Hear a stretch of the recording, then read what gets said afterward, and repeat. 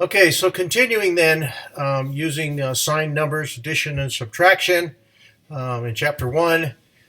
This representation of the number line is a good way to get used to understanding positive and negative numbers. We use this representation a lot. When I teach the physics class, this becomes very, very important in understanding things like displacement. Everything to the left is negative, everything to the right is positive, and you move along that number line accordingly. The absolute value, very important, especially when you're dealing with values that you cannot have a negative number represented. You use, like you see here with the 5 with the 2 bars on either side of it. It tells you that regardless of the sign, your answer is going to be a positive number. Rule 1.4, addition of values to add numbers with like signs, add the numbers, affix the sign to the answer. Add numbers with unlike signs, subtract the smaller from the larger. Rule 1.5, for subtraction, change the sign of the subtrahend, add, and follow the rules in 1.4 for addition. See the example here, -2 plus a -3, it gives us a -5. We've moved entirely on the left side of the number line. In the next example, -6 plus 7 plus a -9, sometimes it's easier to rearrange the terms. You can do that. It's not going to hurt anything. So I'm going to put the 2 negative values up front, -6, -9, which gives us a -15. Then I'm going to add 7 to it, which gives us a -8. Sometimes it just makes it easier to do.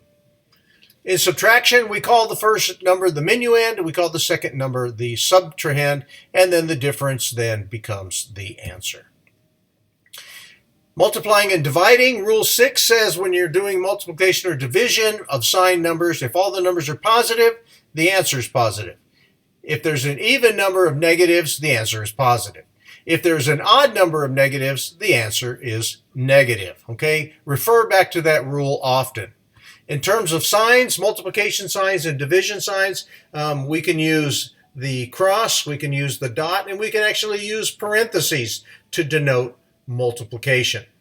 On the division here, we can use the slanted line, the divisor sign here with the line and the 2 dots, or we can use a negative exponent, and we'll learn more about that as we go along.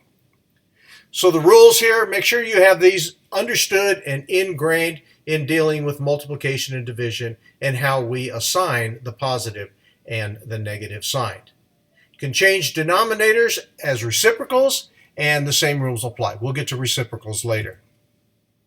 It's important to understand the order in which the operations are performed. You have terms and expressions. A term is a quantity preceded by a plus or a minus sign. An expression is a quantity denoted by 1 or 2 terms. So you can see below here, 4 plus 7, 2 terms, all in one expression. In the second one, we have 4 plus 7 times 3, so we've got an expression containing 2 terms. One of the terms actually is the 7 times 3. Rule 1.7 says, unless otherwise directed by other mathematical operators, such as a parenthesis, a mathematical expression can be simplified by performing the multiplication and the division first, then do the subtraction. So if you look at the first example, you'll notice 6 times 7 plus 4 times 2.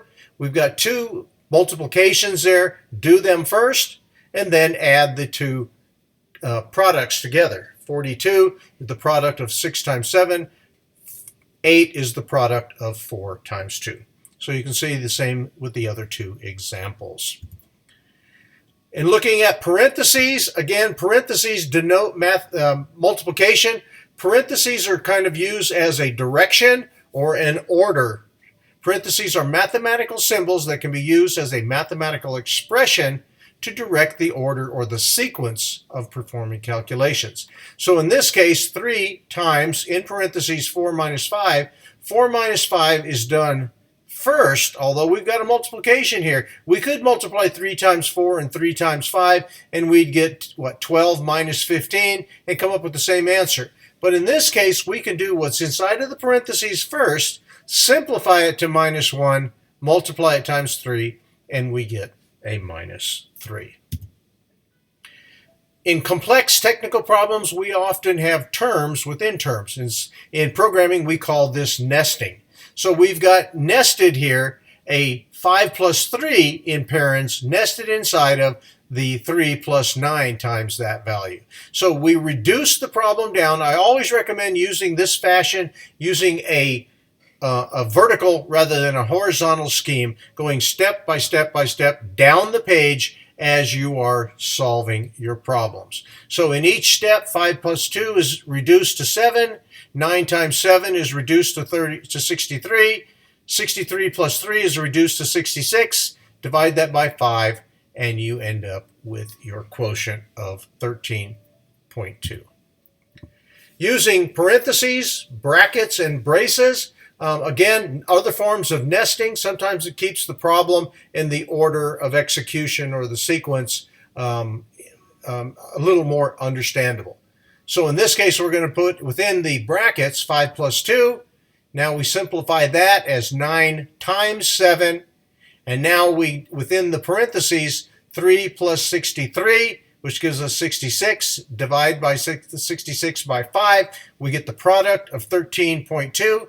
And then we add, add that to get the sum of 22 and a half.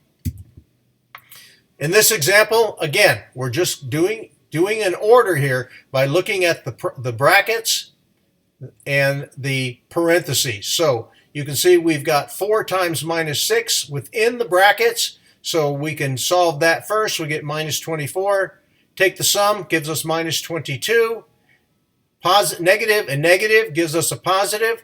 Add those two together, we end up really with 22 minus 3, which gives us 19. So parentheses, braces, and brackets become valuable tools for making sure that we are following the correct order for the operations. Next, we'll go to Chapter 2.